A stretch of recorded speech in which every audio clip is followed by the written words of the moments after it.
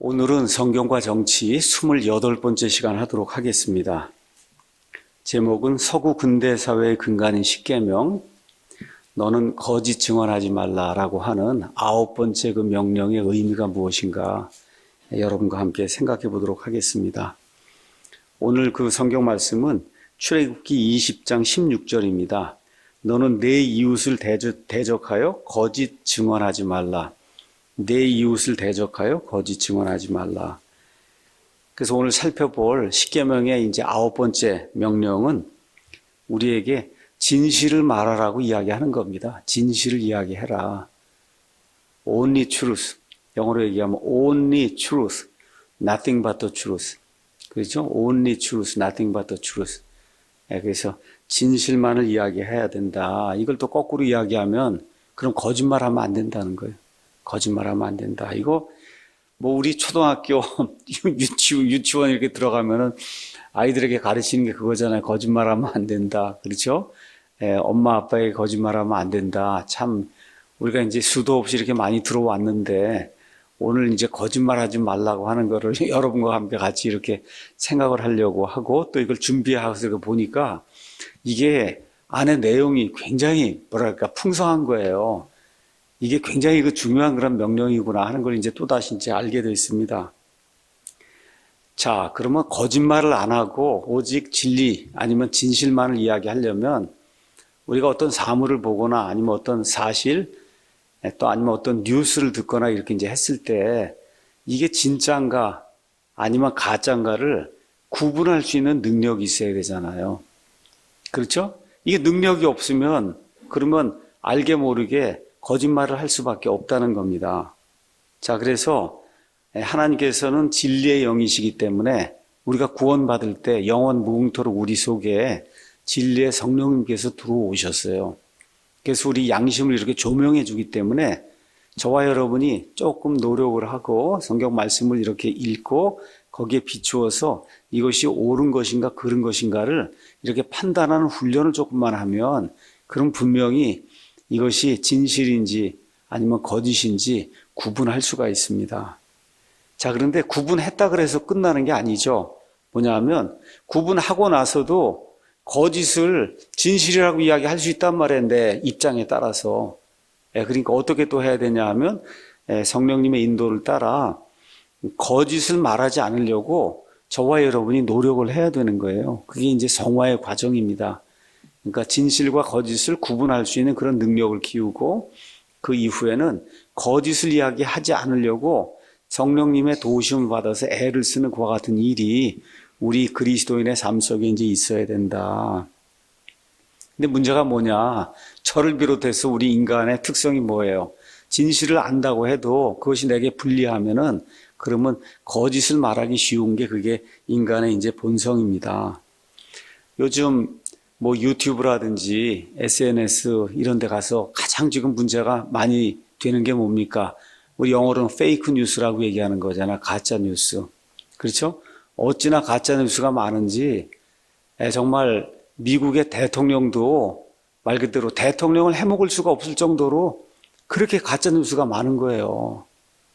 너무너무 많은 겁니다, 이게. 그렇죠? 한 2, 3년 전에 우리나라 대통령은 그냥 거의 100% 가짜 뉴스. 그렇죠? 그것 때문에 탄핵을 당했어요. 대통령직을 잃고 그리고 한 2년 이상 감옥에 가 있다가 지금 얼마를 받았어요? 32년을 살아야 된대요. 32년. 그렇잖아요. 이게 이 정도로 무서운 거예요. 이 가짜 뉴스라고 하는 게. 근데 요새는 특별히 옛날하고 달리 스마트폰 시대가 이제 되다 보니까 그저 이걸 가지고 있어서 가짜 뉴스인데 딱 보내면 그냥 빛의 속도로 미국에 가 있어요. 순식간에.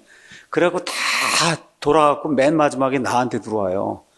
그렇죠? 이렇게 된 다음에 이거를 수습하려고 하면 지구를 한편서 몇 바퀴를 도는 거예요. 이게 이 뉴스가. 그렇죠? 뭐 캐나다, 미국, 뉴질랜드, 호주, 영국, 뭐 일본 할 거 없이 전 세계에 다 돌아 있는 겁니다. 이게. 그러니까 이거 걷잡을 수 없는 거예요. 이 페이크 뉴스라고 하는 게. 그래서 결국 어떻게 됩니까? 이게 거짓이었다고 판명이 돼도 이걸 이미 들었던 그 사람들의 그 수많은 사람들의 머릿속에서 그걸 어떻게 빼내겠어요? 그렇죠? 이렇게 이제 되다 보니까 많은 사람들이 그 사람에 대한 왜곡된 인상을 가지고 살 수밖에 없는 그런 일이 이제 생겨나는 거죠. 그래서 모두가 다 어려서부터 교육을 받습니다. 부모님으로부터, 교회로부터, 선생님으로부터 거짓말하면 안 된다. 그런데 뭐예요? 사실은 세상에서 늘 거짓말하며 살거든요. 특별히 얘가 이렇게 말씀을 준비하면서 보다 보니까 전화통만 들면 거짓말한다. 전화통만 들면 이게 크리스찬 비크리스찬 할 거 없이 그게 이제 보편적인 일이라는 겁니다. 그래서 오늘 내 이웃을 대적하여 거짓 증언하지 말라고 하는 이 9번째 명령이 과거에도 중요했지만 특별히 21세기 마지막 때를 사는 모든 게 급하게 이렇게 전달이 되는 이런 시대에는 더욱더 중요하다. 이제 그렇게 이야기할 수가 있습니다. 자, 하나님께서 이런 스마트폰이나 이런 걸 통해서 거짓 뉴스 이런 것들이 순식간에 퍼지는 이와 같은 그 시대가 생기기 전에 이미 3,500년 전에 하나님께서 이 말씀을 우리에게 이제 주신 거예요. 다시 한번 읽어보겠습니다. 너는 내 이웃을 대적하여 거짓 증언하지 말라.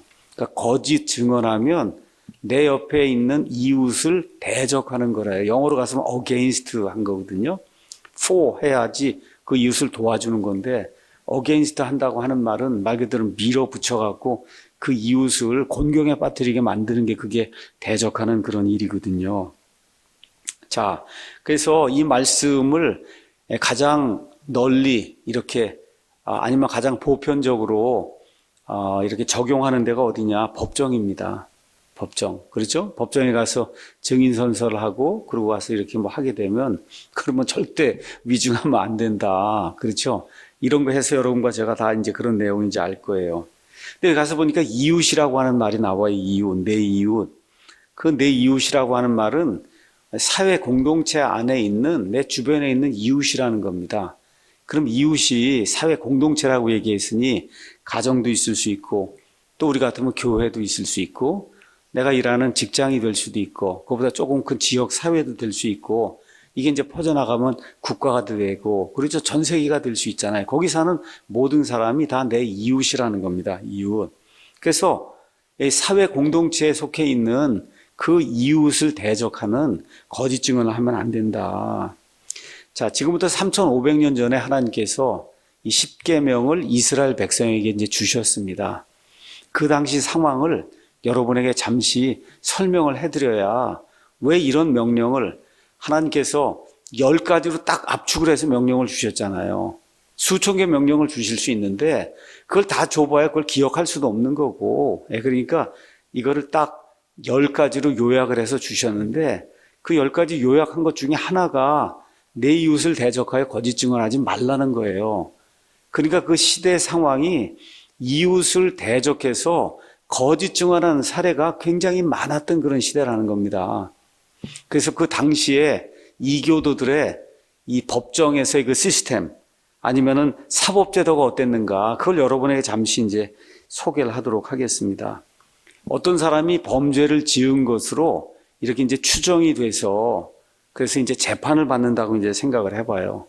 그러면 이 사람이 아직 범죄를 지었는지 안 지었는지 알 수가 없잖아요. 다만 범죄를 지었을 것이다 생각을 해서 그래서 재판장이든 아니면 재판을 하는 이와 같은 그 그룹 앞에 이제 데려다 놓으면은 이 사람이 무언가 내가 하지 않았으면 이것을 내가 안 했습니다 하고 무언가 이렇게 항변할 수 있는 보호장치가 있어야 되는 거잖아요. 그렇죠? 그러니까 이제 그거를 지금 우리나라 법정에서는 뭐라고 얘기하냐. 유죄로 판명 날 때까지는 이 사람은 무죄라고 얘기하는 거예요. 이해하시겠죠? 유죄로 판명이 날 때까지는 이 사람은 무죄라고 이야기하는 겁니다. 이렇게 해야 그 사람의 인권을 보호할 수가 있으니까.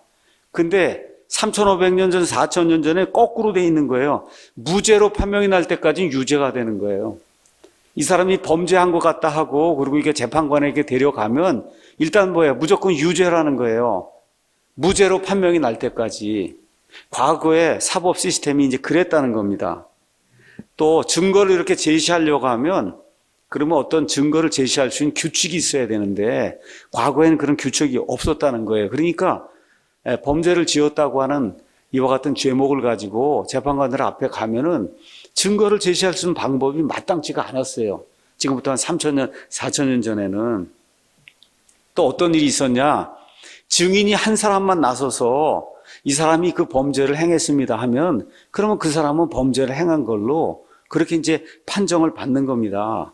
이렇게 하다 보니까 사법제도를 남용하는 그런 일이 많이 생긴 거예요. 저 사람을 죽이고 싶다든지 저 사람을 감옥에 보내야 되고 싶다든지 이렇게 되면 힘이 센 사람이나 뭐 이런 사람들이 거짓 증인 하나 정도만 이렇게 고용을 해갖고 저 사람이 악한 일을 했습니다 하고 얘기하면 그러면 그냥 그걸 다 그 사람이 감옥에 가든지 죽임을 당하지 않은 그런 일이 있었다는 거예요.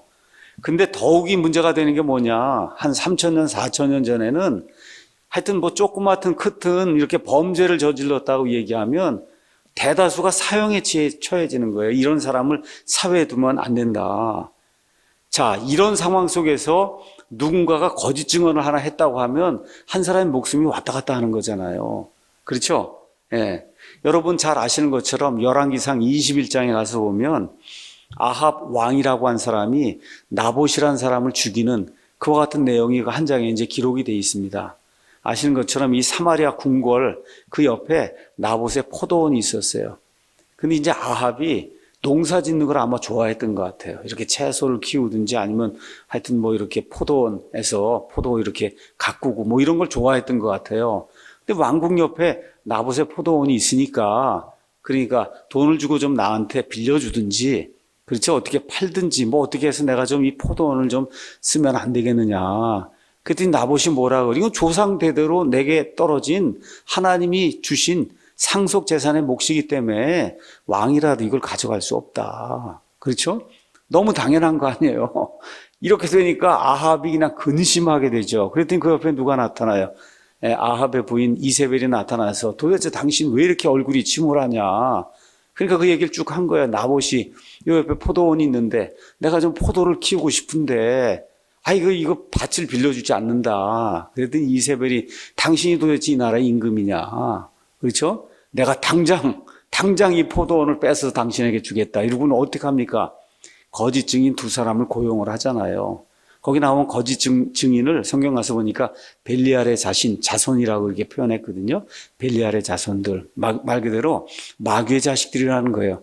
두 사람 거짓 증인을 해갖고 나봇을 저 앞에 세우고는 그러면 어떻게 하나님을 모독했다. 이렇게 얘기해갖고는 나봇을 돌을 던져갖고 죽이고 그러고 나서 그 소식이 이세벨에게 전달이 되니까 이세벨이 또 갖고 가서 아합에게 소식을 전하니까 아합이 더 좋아가지고 포도원을 빼앗는 그렇죠. 이와 같은 그 악한 일이 저질러지는 걸 우리가 이제 볼 수가 있어요. 이게 거짓 증언해서 사람을 죽이는 그런 사례, 이게 성경에 이제 기록이 돼 있는 겁니다.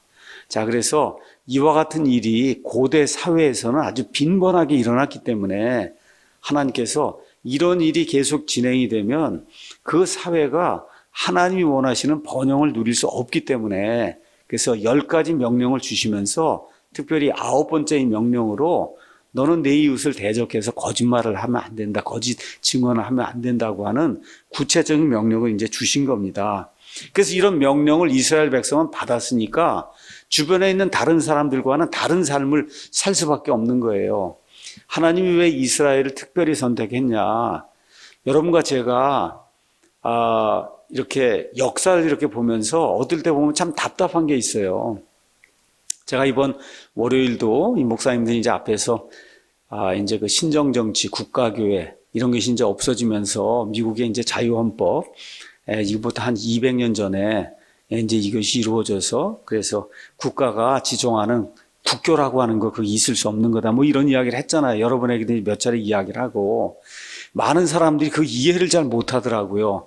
아니 그게 왜 이렇게 5,800년이나 걸렸냐 이거예요. 그 너무 뻔한 얘기인데. 그렇죠? 아담을 만든 이후로 국교를 제정하지 말라고 우리 예수님이 카이사르의 것들은 카이사르에게 그렇죠? 하나님의 것은 하나님에게 이거 보내라고 한 지가 벌써 2000년이 됐는데 아니 1800년 동안 뭘 하느라고 그거를 여태까지 헌법에 만들지 못했느냐. 여러분 그렇게 생각할 수가 있어요. 왜 그러냐? 지금 핸드폰을 쓰면서 쓱 하고 보내면 금방 미국에 가는 이런 시대이기 때문에 그때도 모든 게 그렇게 빨리 전파됐을 걸로 생각을 하는 거예요. 안 그렇습니다, 여러분. 한번 생각을 해보세요. 어느 한쪽에서 1000km고 2000km고 무슨 정보가 전달이 되려고 하면 그러면 걸어서 가든지 배 타고 가든지 산맥을 넘든지, 그렇죠? 이렇게 하고 거기까지 갔다가, 그렇죠? 뭐 몇천 킬로 갔다가 다시 그래 그 의견이 어떻다는 걸 받아갖고 또 여기 왔다가 몇 번 하면 이 사람 죽는 거예요. 이 정도로 시간이 많이 커뮤니케이션이 안 되던 그런 시대이기 때문에 하나님이 무슨 명령을 주시든 아니면 예수님이 오셔서 무엇을 선포해도 그게 우리가 지금 생각하는 것처럼 이렇게 신문에, 그렇지 않으면 인터넷 뉴스에 이게 떠갖고 그냥 순식간에 이게 전달이 되는 이런 시대가 아니었다는 거. 그걸 저와 여러분이 기억을 해야 되는 거예요. 그게 그렇지 않았다. 이게 이렇게 된 게 얼마 안 되는 거예요, 지금.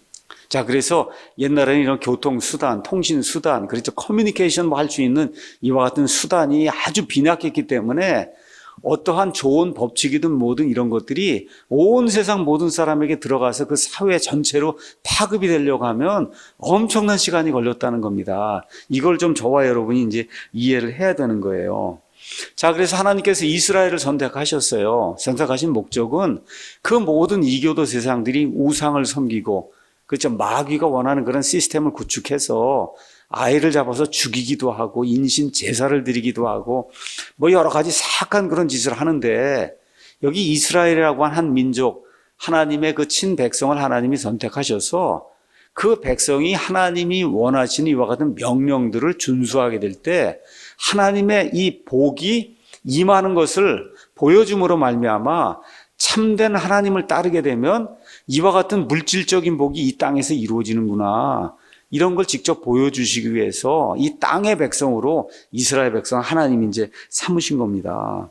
자, 그러니까 이스라엘 백성이 여기 거짓 증언하지 말라고 하는 이 명령을 하나님으로부터 받았으니까 구체적으로 하나님이 또 주시는 그런 세부적인 그런 명령이 있었어요. 그래서 이스라엘 백성의 법체계, 사법체계는 주변에 있는 이교도 국가들의 법체계하고는 완전히 달랐던 거예요.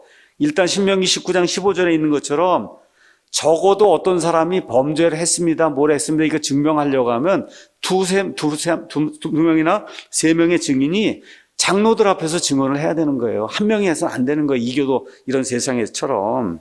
또 민수기 35장 30절, 신명기 17장 6절에 있는 것처럼 어떤 사람을 죽이려고 하면, 그렇죠, 이 사람이 죄를 지었다, 죽여야 됩니다 하려면 한 사람의 증언으로는 불가능하게 만든 겁니다.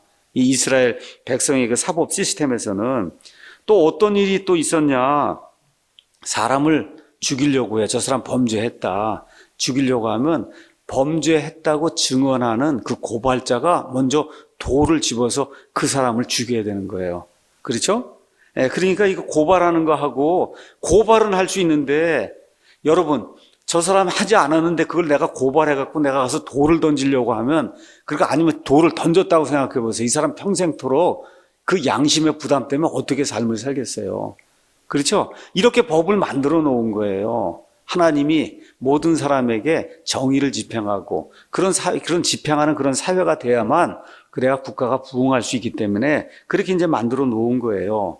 그래서 요한복음 8장에 가서 보시면 가늠하다가 현장에서 잡힌 여자를 이제 끌고 오잖아요. 그렇죠? 그러니까 예수님 뭐라 그래요? 너희 가운데 죄 없는 자가 먼저 돌을 던져라.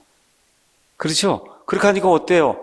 가장 나이 많은 자부터 가장 나이가 어린 자에 이르기까지 한 사람씩 슬그머니, 그렇죠, 그 자리를 다 빠져나갔다고 그렇게 기록하고 있는 거예요. 그러니까 하나님이 법을 참 사람의 그 양심이 작동하도록 그렇게 세밀하게 법을 만들어 놓은 거예요.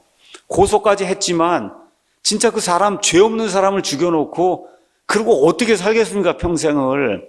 그렇잖아요, 양심의 가책 때문에. 그래서 이렇게 법이 작동하도록 이스라엘에는 하나님이 율법이라고 하는 아름다운 이런 규제 장치를 이제 만들어 주신 겁니다. 그리고 또 마지막으로 뭐가 있냐? 어떤 사람이 거짓 증인으로 드러났어요. 그렇죠? 그러면 어떻게 하는 거예요? 신명기 19장 18절에 19절 가서 보면 그가 하려고 했던 대로 그 거짓 증인에게 그대로 하라고 하나님 말씀하신 거예요. 이해하시겠죠? 거짓 증인이 나타나서 결국 어떤 사람을 죽이려고 했어요. 그렇죠. 그게 거짓으로 밝혀졌어요. 그럼 어떻게 하라는 거예요? 그 거짓 증인을 죽이라는 겁니다, 여러분. 참 뭐라 그럴까, 이 세상에서는 발견할 수 없는 그러한 하나님의 그 보호장치, 이런 게 얼마나 이렇게 세밀하게 만들어져 있는가를 우리가 이제 볼 수 있는 겁니다. 그러니까 지금은 우리가 그건 뭐 너무 당연한 거지 뭐 이렇게 생각할 수 있지만, 말씀드린 대로 지금부터 3,500년, 4,000년 전에 정말 그 사람들이 커뮤니케이션이 안 되는 그런 그 사회 속에 사는 가운데 이렇게 법을 세밀하게 이렇게 규정을 만들어서, 그래서 무고하게 사람을 죽이는 범죄자로 만드는 그런 거를 하지 못하도록 하나님이 이렇게 참 아름답게 이렇게 배려해 놓았다고 하는 그런 사실, 이런 걸 저와 여러분이 이제 공부를 하는 겁니다. 그래서 이런 그 세밀한 장치를 통해서 무죄한 자가 죽지 않도록 하나님이 그렇게 만들어 놓은 거예요. 그러니까 이렇게 하나님의 정의와 공의를 집행하는 그런 국가래야, 사회래야, 그래야 그 국가와 사회가 번영할 수 있다는 겁니다, 여러분.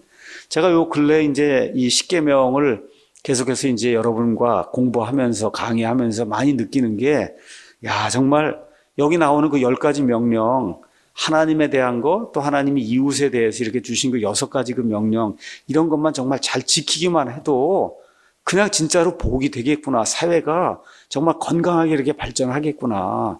우리 사회에서 지금 일어나고 있는 윤리, 도덕적인 그런 모든 문제, 이거 여기 하나님 두려워하고 하나님이 이웃에게 하라고 하는 그 나머지 6가지, 이것만 제대로 지키면 그러면 사회가 아주 건강한 그런 사회가 되겠구나. 지금 좌익들, 이 좌파 이런 그 세상, 전 세상이 그렇게 나가고 있으니까요. 미국도 마찬가지고. 그 세상이 추구하는 게 뭐냐? 하나님이 주신 십계명에 정반대가 되는 이와 같은 규칙들을 이 국민들에게 자꾸 적용하려고 하는 거예요. 이러다 보니까 예수님 믿는 사람들, 양심이 올바로 선 사람들이 정말 슬픔 가운데, 고통 가운데 살 수밖에 없는 그런 일이 지금 마지막 때에 우리 사회 가운데 이제 일어나고 있는 겁니다. 스가랴서에 가서 보니까 이런 말씀이 기록이 되어 있습니다. 제가 한번 가서 읽어보겠습니다. 여러분 그냥 들으세요. 스가랴서 8장 16에서 17절 가서 보니까 이렇게 기록이 되어 있어요. 너희가 행할 일들은 이러하니라. 이제 바빌론 포로 생활을 갔다 이제 돌아왔습니다. 이 포로 생활을 갔다 돌아온 사람에게 말하는 거예요. 너희는 각각 자기 이웃에게 진리를 말하고, 그러니까 진실을 말하라는 거예요.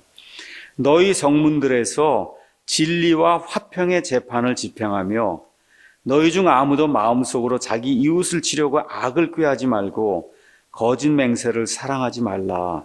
이 모든 것은 내가 미워하는 것이니라 주가 말하노라. 바빌론 포로 생활 왜 갔냐? 이것 때문에 갔다는 거예요.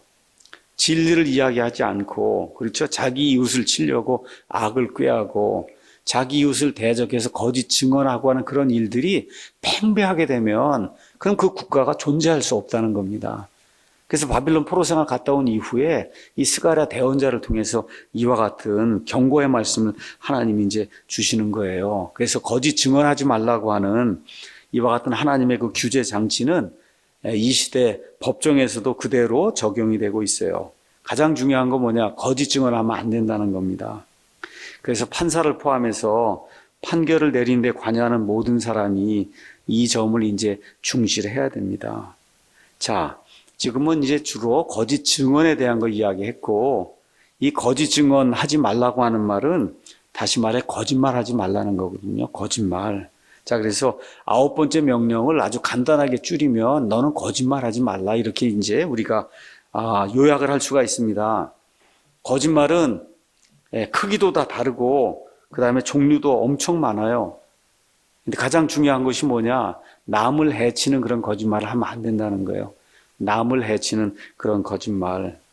자, 거짓말은 다 어디서 나오냐 하면 물론 생각 속에서 나오는데 결국 맨 끝에는 입을 통해서 나와요. 그래서 입을 통해서 나오는데 결국은 혀를 통해서 이제 나오게 됩니다. 그래서 말하는 이 기관 혀가 우리 사람의 몸속에 어느 면에서 가장 중요하다. 야고보서를 이제 가서 보시면 야고보서는 사람이 어떻게 구원받느냐 이걸 가르치는 책이 아니고 구원받은 사람이 어떻게 살아야 되는가를 가르치는 잠언과 같은 그런 책이에요. 그래서 야고보서 그 3장에 가서 보시면 3장 전체가 다 무슨 얘기냐? 혀를 잘 제어해야 된다는 거예요. 혀. 그러면서 뭘 얘기해서 배가 엄청나게 큰데 그렇잖아요? 이 배를 움직여서 이쪽으로 가게 하나 저쪽으로 가게 하느냐, 이거 조그만 키 하나가 그렇게 하는 거예요. 키가 이렇게 틀어지면 이쪽으로 가 이렇게 틀어지고 이거 하나가 이렇게 되듯이 혀가 몸의 지체 중에 가장 작은 것 중에 하나라는 겁니다.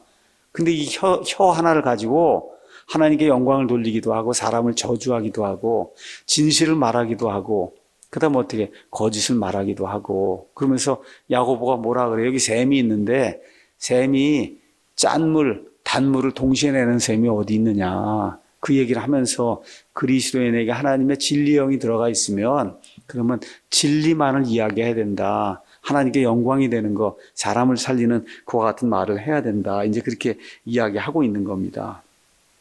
자, 그래서 사도 바울의 서신서를 저와 여러분이 가서 읽으면 성도들 가운데 반드시 분란이 있다.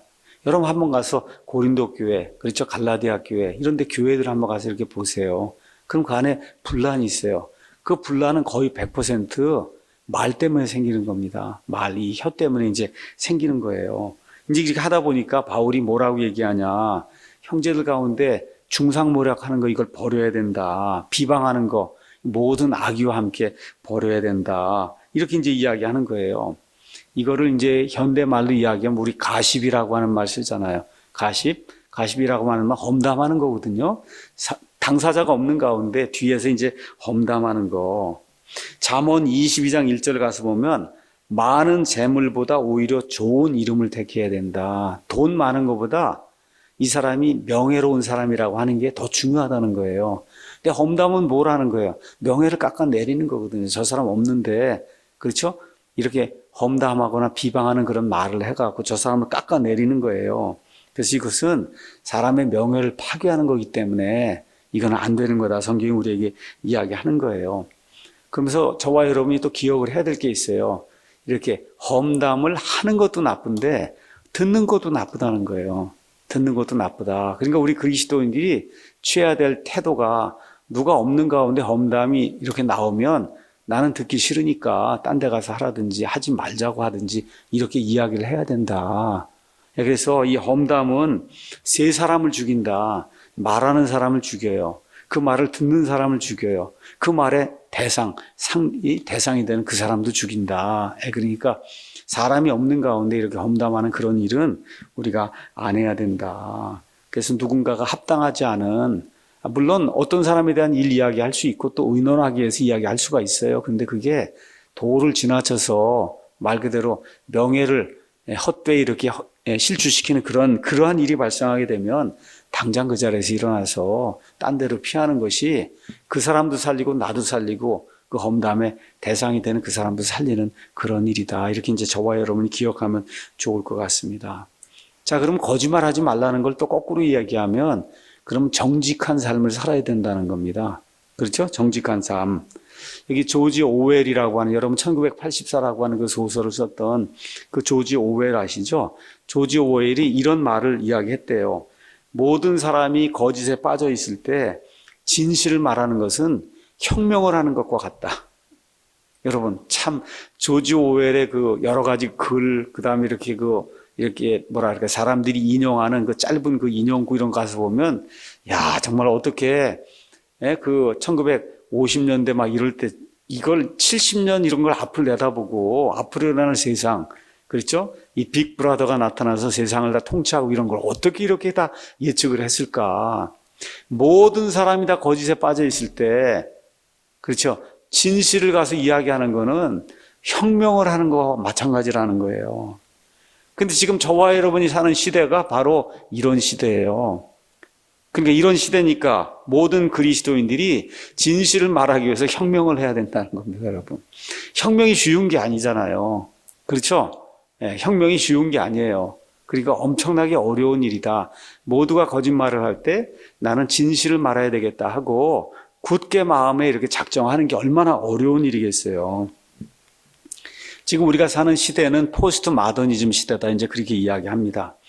포스트 마더니즘 시대는 한마디로 절대적인 가치가 없다는 거예요. 근데 사실 이거 자체가 거짓말이잖아요. 그렇죠? 절대적인 가치가 없다. 여러분, 여기 이 세상에는 남자와 여자 둘만 있는 거지. 그게 절대적인 거잖아요. 그렇죠? 근데 지금 뭐라 그래? 성이 40개가 있대요. 남자부터 시작해서 여자까지 가는데 성이 40개가 있다. 그럼 어떻게 해요?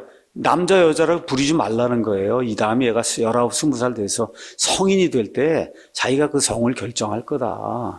그렇죠? 그렇게 되니까 이제 앞으로 여권이나 그 다음에 운전면허에도 남자 여자 이런 거 적으면 안 되는 그런 시대가 곧 도래한다는 거예요. 곧 도래한다. 여자로 태어났어도 본인이 남자라 그러면 그럼 어떻게 해? 남자라고 할 수밖에 없다는 거예요. 그러니까 요즘 미국이라든지 이런 거 적용되는 그런 사회에 가면 남자가 여자 화장실에 막 들어가는 거예요. 왜 그러냐 그러니까 난 여자라는 겁니다, 여러분. 난 여자다. 나는. 이런 이게 사회가 이게 유지가 되겠어요, 여러분? 이게. 그렇죠? 이런 시대가 지금 우리 앞에 지금 열리고 있는 거예요, 우리 앞에. 자, 그래서 요새 교회를 부수기 위해서 들고 나오는 게 젠더 이데올로지예요. 젠더, 이게 동성의 문제 이런 걸 가지고 그래서 이 가정을 파괴하는 겁니다. 가정을 파괴해요. 이렇게 해서 성이 뭐 40개 있다고 그러고 동성애도 괜찮다고 그렇게 하니까 사람들이 결혼 안 하잖아요. 결혼 안 합니다. 결혼 안 하면 결국 어떻게 돼요? 다 프리 섹스를 하게 되는 거거든요. 프리 섹스를. 그렇게 되면 어떻게 돼요? 이 사회의 도덕과 윤리가 무너져 내리기 때문에 그 사회가 견딜 수가 없는 거예요. 존속할 수가 없습니다. 이게 지금까지 이 세상에 존재했던 모든 나라들의 공통적인 그와 같은 현상이에요. 프리 섹스, 동성애, 그렇죠? 이런 것들이 사회에 이렇게 횡행하게 되면 그 사회가 도저히 견딜 수가 없는 거거든요. 어떻게 돼요? 망하는 거거든요. 망한다. 그래서 결국은 적그리스도의 세상이 우리에게 오는 그와 같은 그 전조로서 이런 것들이 이제 나타나고 있는 거예요. 우리나라 같으면 대표적인 거짓말이 뭐냐? 우리끼리 해야 돼. 우리 민족끼리 해야 된다. 그렇죠? 저 북한하고 같은 민족이니까. 그러니까 뭐라고 얘기하는 거예요? 미국이나 일본보다 이런 민주주의 국가보다는 북한을 더 신뢰하고 북한을 더 사랑하고 북한 말을 믿어야 된다는 거예요. 이게 지금 민족이라고 하는 걸 잘못 이해해서 그런 겁니다. 여러분, 민족 그러면 우리 영어 단어 무슨 단어가 생각나요? 네이션이라고 하는 생각나죠? 네이션. 그렇죠? 네이션을 이야기하는 거예요. 근데 네이션은 민족이라는 말로 이제 쓰이지만 실제 현 시대에서 네이션은 국가라는 말입니다, 여러분. 국가. 우리 남한도 그다음에 북한도 다 어디에 가입했냐? 유엔에 가입해 있어요. 맞죠? 유엔의 공식 명칭이 뭐예요? 유나이티드 네이션스예요. 유나이티드 네이션스. 그렇죠? 자, 그럼 여러분에게 이걸 조금 쉽게 설명해 드리겠습니다. 영국이나 캐나다나 미국이나 호주나 뉴질랜드나 민족이 같습니까? 다릅니까? 같아요, 달라요? 같은 민족이에요. 우리식으로 얘기하면. 그런데 서로 싸우고, 그렇죠? 왜 그래요? 국가가 다른 거예요. 그러니까 그 국제연합에 가입할 때 다 다른 국가로 가입하지, 한 민족으로 가입하지 않습니다, 여러분. 그러니까 유나이티드 네이션스라고 하는 것 자체가 뭐 이게 국가라는 거예요. 그러니까 대한민국이라고 하는 국가는 이 땅은 오래전부터 존재해 왔어요. 근데 대한민국이라고 하는 네이션은 1948년 8월 15일부터 존재하는 겁니다, 여러분. 그 전엔 존재하지 않았어요. 저 북한 인민주의 조선공화국도 똑같은 거예요, 여러분. 그건 뭐예요? 이게 지금 민족이 같은 게 네이션이 같은 게 아니에요. 서로 다른 나라예요. 다른 나라. 이걸 저와 여러분이 기억을 해야 되는 겁니다. 이게 저 위에 공산주의 국가가 있는 거고 여기 자유민주주의 국가가 있는 거예요. 그런데 저 공산주의 국가가 계속 우리를 먹어치우려고 그러잖아요. 그러니까 우리의 주 적이 누가 돼야 되는 거예요? 북한이 돼야 되는 거를 자꾸 적을 미국이나 일본으로 만들어갖고 그래서 북한하고 해서 우리가 자주 통일을 하고 우리 민족끼리 해서 뭘 하자고 하는 이게 거짓말입니다, 여러분. 이게 이런 것들이 거짓말이거든요. 여기에 사람이 자꾸 속아 넘어가는 거예요. 여기에. 이렇게 해서 지금 우리나라가 이게 어려워지고 있는 겁니다. 자, 그래서 북한은 이미 하나의 이제 국가예요. 공산주의 국가예요. 우리와 같은 말을 쓰지만 피도 같을 수 있어요. 그런데 우리의 원수라는 걸 기억해야 됩니다, 여러분. 제 아버지가 다 이북에서 와서 저도 북한 피가 흐르고 있어요. 근데 저 원수예요, 원수. 이걸 기억해야 돼요. 원수다. 자유통일돼서 한 나라가 돼서 자유롭게 되기 전까지는 우리의 가장 큰 원수가 북한입니다, 여러분. 북한 체제고 거기 있는 사람들 순진하다고 생각하면 안 돼요. 다 세뇌 교육을 받아서 이 남한 땅에 살고 있는 모든 사람은 이 세상에서 가장 큰 원수로 생각하고 있어요. 이런 상황에서 자꾸 친구라 그러고 민족이라 그러고 같은 피가 흐른다 그러고 도와야 된다 그렇게 하면 안 되는 겁니다, 여러분. 돕는 건 오직 유일하게 우리 대한민국 헌법에 따라, 그렇죠, 자유민주주의 질서 체계에 의해서 자유민주주의 통일이 돼서 우리에게 흡수가 되면 그때는 우리가 사랑해야 될 것 같은 동포가 되는 거지만, 지금 완전히 나뉘어서 국가가 지금 다른 거예요. 이런 상태에서는 주적으로 여기고 원수로 여기고 어떻게 됩니까? 주변에 있는 민주주의 국가들과 함께 저 원수를 차단하기 위해서 애를 써야, 그래야 이 나라가 살 수 있는 겁니다, 여러분. 이게 진실이에요, 이게 진실. 예. 이게 진실인데 자꾸 북한하고 같이 우리 민족끼리 뭐 하자고 하는 거, 이게 거짓말입니다. 여러분, 비핵화 됐습니까? 2년 반 동안? 문재인 대통령 와갖고 지금까지 계속 비핵화 한다는데 그게 가장 큰 거짓말이잖아요. 비핵화가 됐어요? 안 됐죠. 오히려 비핵화가 완성이 됐잖아요. 핵파가 완성이 됐잖아요. 그렇지 않습니까? 지금 이렇게 됐어요. 탈원전 하자고 해서 그 거짓말 해갖고 지금 온 산하가 다 망가지고, 그래서 이제 조금 있으면 이제 전기료가 그냥 폭등하게 되고, 이게 눈 보듯이 지금 뻔한 그런 상황이 이제 됐잖아요. 더구나 앞으로 우리 공과대학 같은 경우, 저도 이제 기계과 아이들을 가르치는데 참 정말 한심한 겁니다, 지금.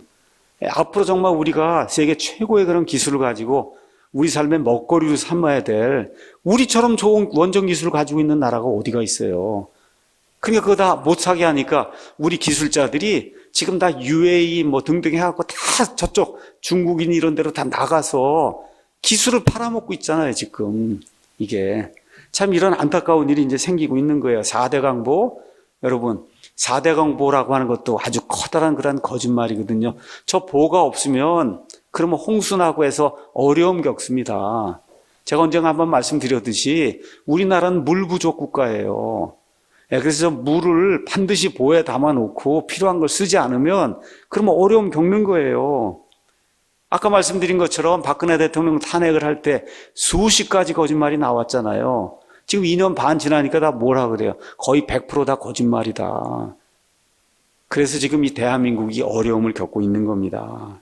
그래서 이렇게 거짓된 세상에서 우리 그리스도인들만큼은 혁명하는 사람들처럼 굳게 마음을 먹고 진리만을 이야기해야 되겠다, 이렇게 작심을 해야 된다는 거죠. 왜 그러냐?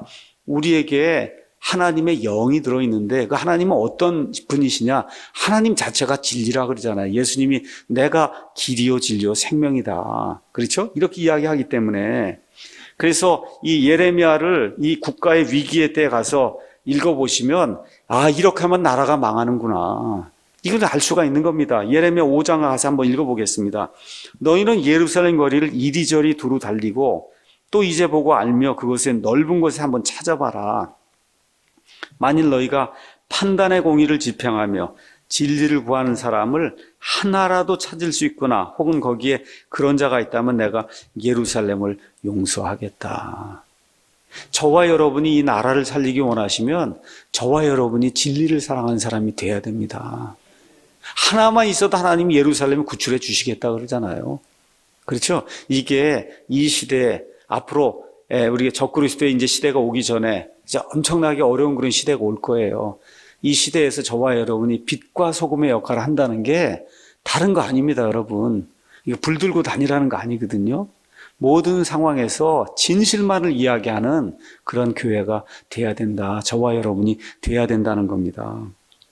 자, 그래서 미국 속담에 이제 아이들이 이제 자라면서 옛날에 이제 아브라함 링컨 얘기하면은 항상 아니스트 에이브. 그래서 아브라함 링컨의 뭐랄까 가장 큰 특징은 정직한 우리 아브라함을 이제 에이브라고 이제 부르니까 가장 정직한 아브라함이다, 이제 이렇게 부른 거예요. 링컨의 특징이 뭐냐? 정직했다는 거거든요. 그래서 미국 사회에서 가장 중요하게 여기는 게 정직이에요. 그러니까 미국 사회에서 제일 중요한 게 뭐냐? 추천서입니다. 추천서. 그렇죠? 직장을 가고 싶다. 그러면 반드시 추천서를 갖고 오라 그래요. 그런 그 추천서를 아주 크리티컬하게 써요. 있는 그대로. 거짓말로 안 씁니다. 이 사람 이런 사람, 이 사람 이런 사람, 내가 봤는데 이렇다. 이렇게 쓰는 거예요. 그러니까 정직하지 않으면 그 사회에서 살 수가 없는 거예요. 그래서 미국 사람들의 속담에 이런 속담이 있어요. Honesty, 정직. Honesty is the best policy. 그러니까 이 세상 살아갈 때 정직이 최고의 정책이다. 잔머리 굴리고 이렇게 하는 거 말고 정직하게, 내게 불리하든 유리하든 정직하게 사는 것이 최고의, 가장 좋은 그와 같은 정책이다. 그런 얘기가 있어요. 왜 그러냐? 하나님이 정직하시기 때문에. 그래서 우리 하나님의 형상을 물려받은 저와 여러분도 그렇게 이제 살아야 된다. 이렇게 하나님 앞에서 거짓말을 할 때 하나님이 이런 경우는 내가 도저히 참을 수 없다 해서, 그래서 거짓말 하다가 곧바로 죽은 그런 사례도 하나님이 기록해 놨어요. 그게 사도행전 5장에 나오는 아나니아와 삽비라 사건이에요. 하나님의 일을 하기 위해서 집을 팔고 얼마나 좋은 겁니까? 그렇죠? 네, 거기까지 괜찮아요. 근데 베드로가 묻잖아요. 그 판 돈이 이게 다냐? 그렇죠? 숨겨놓고 왔으면 아닙니다 하고 했으면 되는데, 그렇죠? 뭐라 그래? 이게 답니다 하는 순간에 죽잖아요. 그게 안 해도 순간에 죽잖아요. 그렇죠? 이런 것들을 하나님이 저와 여러분의 본보기를 위해서 그래서 이제 만들어 놓으셨다는 거. 그래서 이런 것들을 저와 여러분 기억해야 되고, 오늘 우리가 계시록을 읽었습니다. 가서 보니까 계시록에 그 불호수 속에 들어간 사람들 명단이 나옵니다. 21장 8절, 22장 15절 누가 있어요? 거짓말쟁이가 있거든요. 여러분, 거짓말쟁이라고 하는 건 구원받지 못해서 그냥 거짓말을 다반사로 하는 사람 얘기하는 거예요. 여러분, 저와 여러분 거짓말을 합니다. 거짓말해요. 그 전에도 했고 구원받은 이후에도 해요. 근데 저와 여러분이 그리스도 예수만에 있을 때 하나님이 그거를 없는 것으로 의롭게 여겨주기 때문에 저와 여러분이 사는 거예요. 그런데 그렇지 않고 이 성령님으로 인해서 다시 태어난 적이 없는 그런 사람 가운데 거짓말을 그냥 밥 먹듯이 하는 그런 사람은 어디로 간다고요? 불호수 속에 들어가는 그 사람들 명단에 그 사람이 들어가 있어요. 이런 걸 저와 여러분이 기억하면 좋겠습니다. 자, 지금까지는 제가 여기 출애굽기 이제 20장 16절이죠. 16절에 나온 이 말씀을 여러분에게 이제 전달했고, 뒷부분에 한 10분, 5분 정도는 데니스 프레거 이야기를 좀 하도록 하겠습니다. 그래서 프레거 유니버시티 이쪽에서 데니스 프레거라고 하는 유대인이 히브리어 성경을, 이 사람들이 이제 신약 성경은 안 믿으니까 그래서 히브리어 성경 거기에 나오는 십계명을 어떻게 이해하고 있는가, 이걸 여러분에게 이제 전달을 좀 해드리겠습니다. 십계명의 9번째 명령은 너는 내 이웃을 대적하여 거짓 증언하지 말라이다. 이렇게 이제 돼 있습니다. 그래서 이 거짓 증언하지 말라는 거는 두 가지를 구체적으로 의미한다는 거예요. 법정에서 증언할 때 거짓말하지 말라, 이게 하나가 있고, 그 다음에 평상시에 거짓말하지 말라, 이 두 가지를 다 포함하고 있다. 그러면서 이제 프레어가 이제 이렇게 이야기해요. 여러분 가서 십계명을 가서 보면 부모를 공경하라, 이렇게 뭘 하라는 게 있고, 거짓 증언하지 말라, 도둑질하지 말라고 하는 게 있어요. 그러니까 십계명에서 하라고 하는 게 있고 하지 말라고 하는 그런 명령이 있는데, 왜 이것을 하나님이 이렇게 구체적으로 해라 하지 말라를 주셨냐? 그것은 이 명령들을 구체적으로 하지 말라고 한 건 하지 않고 하라고 한 건 하는 거기에 준수하는 거잖아요. 이 십계명에 나와 있는 명령들을 준수하는 거, 이것이 문명사회를 만드는데 기초가 되기 때문에 하나님이 그렇게 말씀하신다는 겁니다. 참 저는 이번에 십계명 이렇게 여러분과 같이 이렇게 강의하면서 참 뭐라 그럴까, 세상을 넓게 보는 걸 좀 보게 된 것 같아요. 가서 보니까 하나님이 주신 그 명령, 그거 하지 말라는 걸 하지 않고 하라는 걸 하게 될 때, 그때야 비로소 생육하고 번성해서 좋은 문화를 만들고 좋은 사회를 그렇게 해야 구축할 수 있다는 거예요. 이게 참 얼마나 귀중한 그런 말인지 알 수가 없습니다. 그러면서 이 사람이 이렇게 얘기해요. 이 십계명이 주어졌을 그런 당시에는 사람들이 나귀를 타고 다녔다는 거예요. 그 당시 그 나귀 타고 다니고 그거 없으면 다 걸어 다녀야 되니까 굉장히 이제 중요한 그런 일이었다. 근데 십계명에 하나님이 나귀를 책임감 있게 타고 다녀야 된다, 남한테 피해주고, 이런 말은 명령으로 안 줬다는 거예요. 그리고 오히려 뭔 명령으로 줬어요? 거짓 증언하지 말라는 명령으로 줬다는 거예요. 그러니까 거짓 증언하지 말라는 거나 나귀를 책임감 있게 타고 다니면서 사람들에게 해를 끼치지 않는 거 다 중요한 일인데, 근데 하나님이 명령으로 주신 거는 거짓 증언하지 말라는 명령으로 줬고, 나귀를 책임감 있게 타고 다니면서 사람들에게 해를 끼치지 말라는 명령으로 안 줬다는 거예요. 자, 왜 그러냐? 한 사회가 유지되기 위해서 꼭 필요한 거는 거짓 증언하지 않는 거지, 나귀를 어떤 사람이 좀 험하게 타고 다닌다 그래서 사회가 망가지지 않는다는 겁니다. 그렇죠?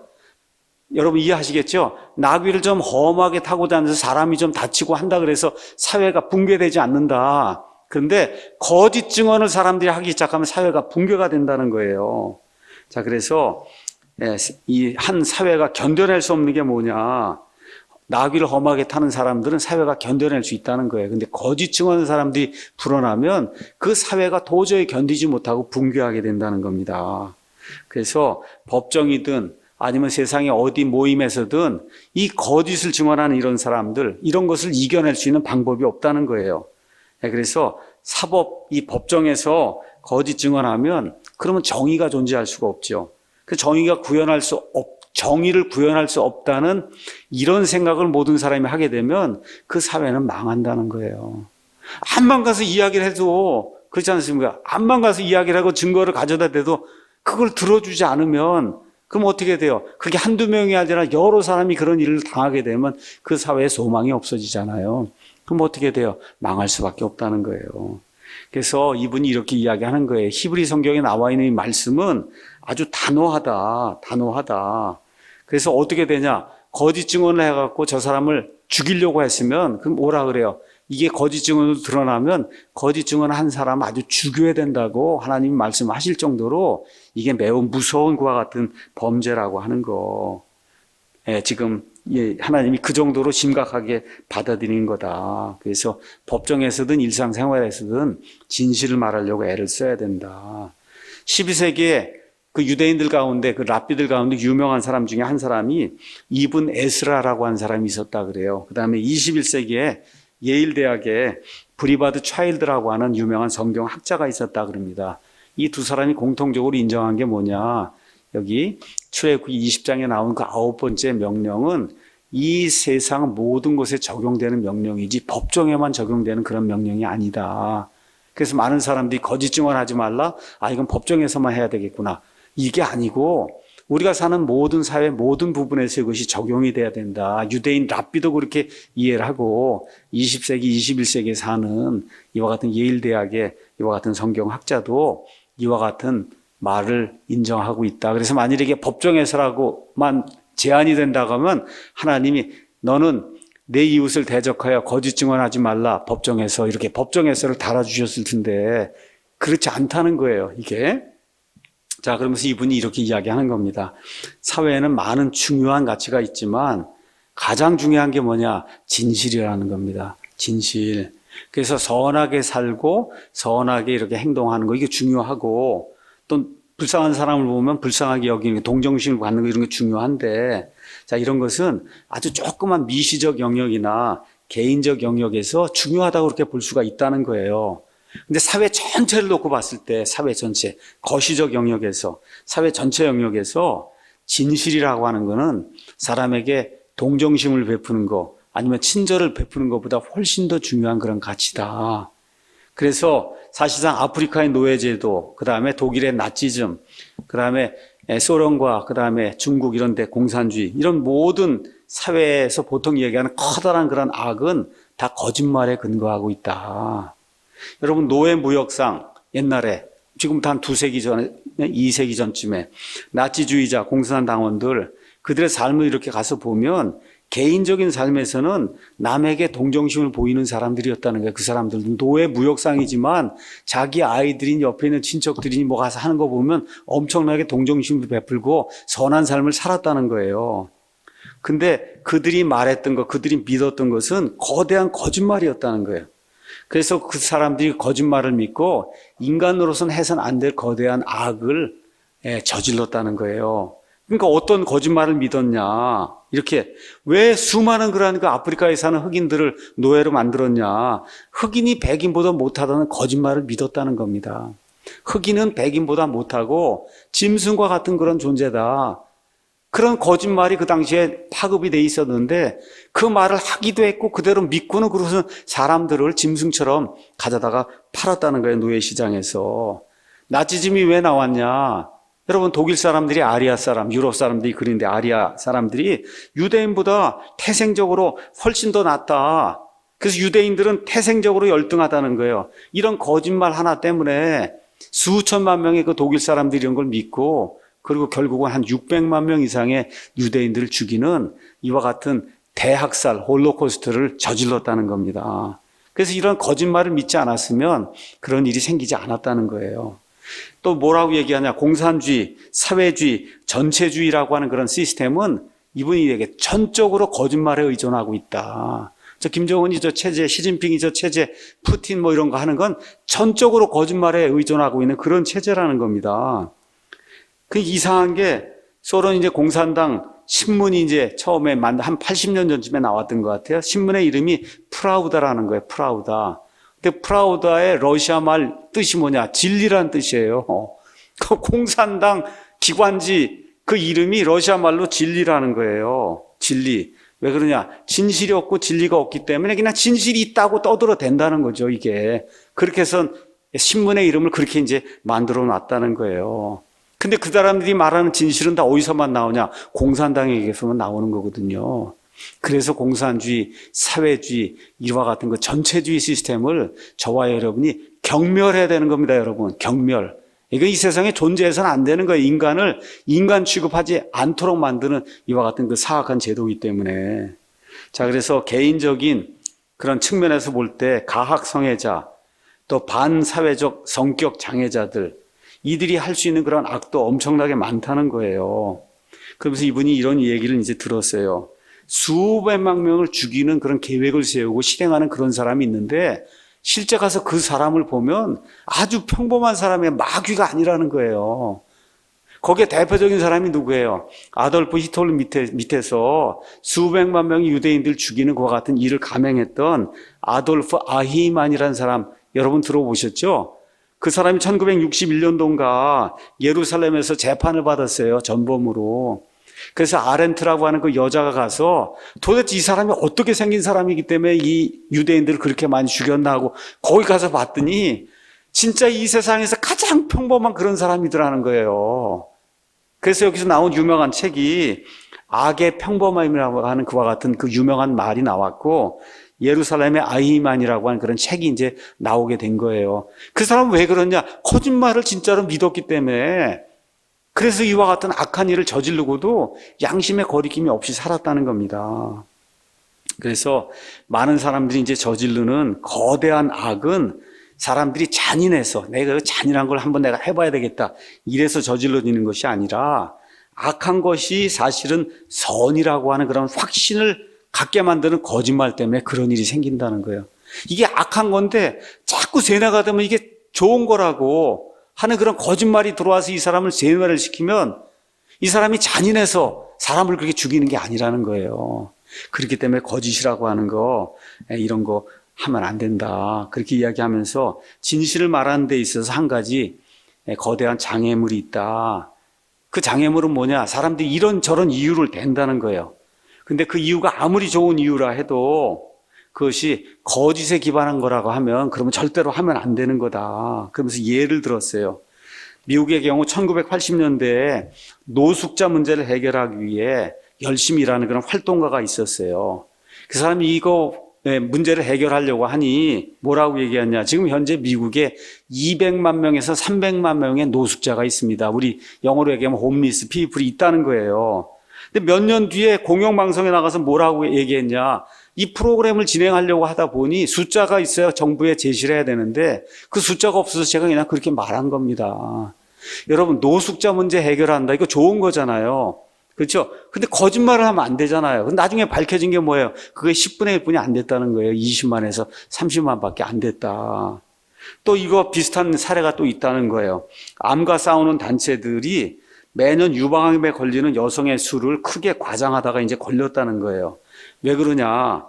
더 많은 여성들을 두렵게 해서 이 유방 X선 사진을 찍도록 하기 위해서 거짓말을 했다는 거예요. 거짓말. 그렇죠? 그렇게 해갖고 엑스레이 사진을 찍도록 그렇게 만들기 위해서 이거 안 된다는 거죠. 이게 아무리 목적이 좋아도 거짓말을 해가면서 그렇게 사람들을 선동하면 안 된다는 거죠. 좋은 목적으로 거짓말하는 것이 많은 경우 굉장히 사회에 파괴적인 그런 그 역할을 한다. 왜 그래요? 사람들이 진실을 모르게 그렇게 만들기 때문이라는 겁니다.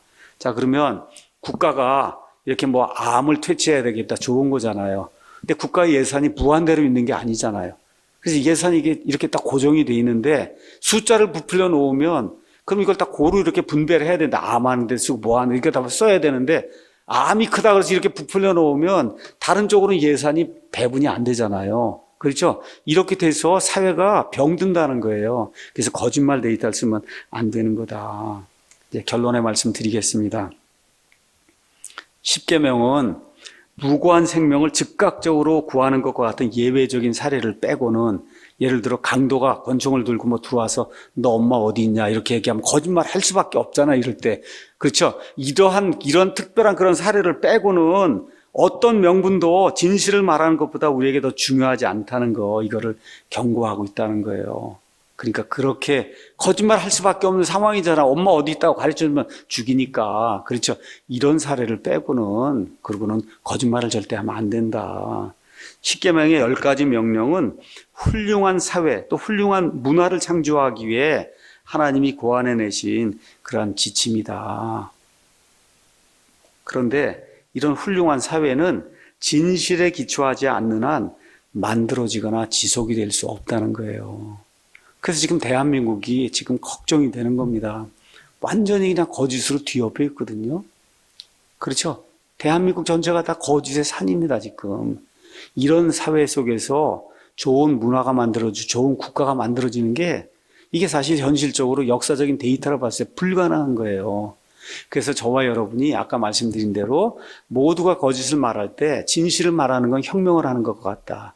우리 그리스도인들, 이 땅에 사는 5분의 1, 4분의 1 정도 되는 그리스도인만큼이라도 옳은 걸 옳다 하고 그런 걸 그르다고 이야기하는 그런 용기를 가지고 그리고 살아야만, 그래야 우리가 빛과 소금의 역할을 하며 여기 있는 이 땅에 있는 사람들에게 예수님의 올바른 가치를 알려줘서 사람들 구출할 때 그때 우리의 선한 행위를 보고 하늘에 계신 하나님께 영광을 돌리는 그런 일이 이제 생긴다는 겁니다. 요 근래에 어떻게 하다 보니까 우리 기독교 중심으로 해서 나라를 살리는 그런 일이 자연스레 지금 생기게 됐잖아요. 그러니까 어떤 일이 생겨요? 개독교란 말이 다 들어갔다 그랬잖아요. 목사도 다 없어졌대, 이제는. 그렇죠? 그러니까 뭐라 그래요? 우리를 살려줘서 너무 고맙다. 우리 깨워줘서 너무 고맙다. 그렇잖아요. 이렇게 지금 사회가 바뀌어 나가고 있거든요. 뭐 여러 가지 말이 있고 있을 수 있어요. 그럼에도 불구하고 어쨌든 진리를 사랑하는 기독교 세력이 어떻게 하다 보니까 애국운동 전체를 이끌고 나가면서 국가를 살리는 그런 일을 하다 보니 믿지 않은 사람들, 우리 유튜브 채널에도 뭐 불교도 천주교 나 그런 거 하는데 이번에 아예 기독교를 한번 돌아서야 되겠다 이렇게 하고, 우리 진해에 있는 우리 강천재 그 목사, 그렇죠? 이번에 나 양심 선언해서 이제 앞으로 제대로 해야 되겠습니다 이렇게 했더니 천주교인이 찾아왔더래요. 천주교인이 찾아와서 내가 예수님 믿겠습니다 해갖고 바로 그 다음날 그분이 찾아와갖고 예수님의 복음을 선포하고 예수님을 믿게 만들었다는 거예요. 이게 그러니까 우리가 알 수 없는 그런 일이, 우리가 진리를 증언하기 위해서 이렇게 나서게 될 때 이런 일이 이제 생긴다. 참 너무나 감사하더라고요. 그래서 예수님 오실 때까지 우리가 이 땅에 얼마나 살지는 모릅니다. 다만 우리가 살고 있는 그동안만큼은 하나님의 진리, 진실만을 외쳐서 이 사회 거짓 속에 살고 있는 그 사람들에게 예수님의 좋은 이와 같은 그 증언자가 되는 그런 아름다운 삶이 우리 가운데 있으면 좋을 것 같습니다. 여기까지 마치겠습니다.